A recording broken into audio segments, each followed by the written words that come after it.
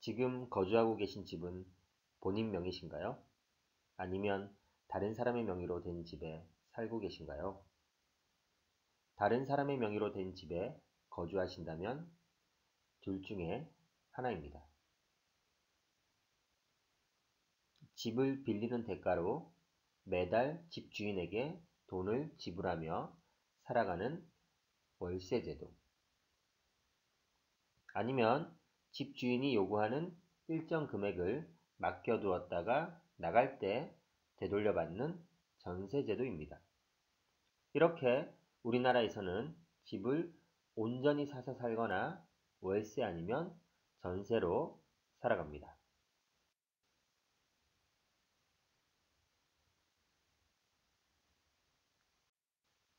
여기서 전세제도는 특이한 계약 방식이라고 할 수 있습니다. 우리나라에만 있고 다른 나라에는 없기 때문입니다. 과거 우리나라에 서울로 많은 인구가 유입되면서 서울의 집이 부족하기 때문에 자신의 집을 마련하지 못한 사람들이 본인이 가지고 있는 돈을 집주인에게 맡기고 다른 사람의 집에 거주하는 것으로부터 시작되어 6.25 전쟁과 산업화 과정에서 도시 주택난 심화로 전세 제도가 완전히 자리 잡게 되었다고 합니다. 월세는 매달 돈을 내야 하는데 전세는 매달 돈을 내지 않아도 되기 때문에 임차인들은 전세를 더 선호합니다. 집주인의 입장에서는 받은 전세금을 그냥 가지고 있으면 아무 수익이 없기 때문에 과거에는 은행에 예치해 두었습니다. 그 당시에는 기준금리와 이자가 15에서 20%에 육박했기 때문입니다. 하지만 지금은 그렇지 않습니다. 기준금리가 많이 낮아져서 받은 전세금을 은행에 넣어두어도 물가 상승률에 못 미쳐 오히려 손해를 보는 것입니다. 그럼 이렇게만 보면 전세제도는 임차인에게만 좋고 임대인에게는, 집주인에게는 불리해 보입니다. 과연 그럴까요?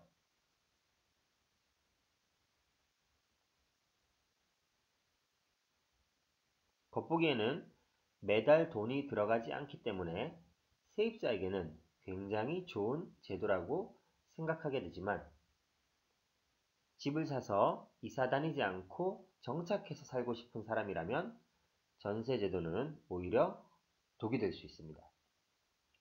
집주인에게 무이자로 2년간 대출을 해주는 셈이기 때문입니다. 이자를 안 받고 돈을 빌려주는 것과 같으니 남 좋은 일만 시켜주는 꼴이 되는 것입니다. 뿐만 아니라 임차인은 시간이라는 돈도 잃어버리고 있습니다. 임대인은 전세금을 가지고 무엇을 할까요? 현재 낮은 금리로 인해서 당연히 투자를 할 것입니다. 부동산에 처음 투자하는 사람들은 처음에 자금 부족으로 전세를 끼고 부동산을 매수 및 투자합니다. 이렇게 되면 결국 임대인이나 임차인이나 모두 전세를 선호하게 됩니다. 이렇게 수요와 공급이 맞물리게 되는 것입니다. 저금리 현상 때문에 임대인이 월세로 전환한다고 하지만 전세 제도가 완전히 사라질 수는 없습니다. 부동산 투자자에게 전세 제도는 투자 기회를 늘려주는 소중한 보물과도 같습니다.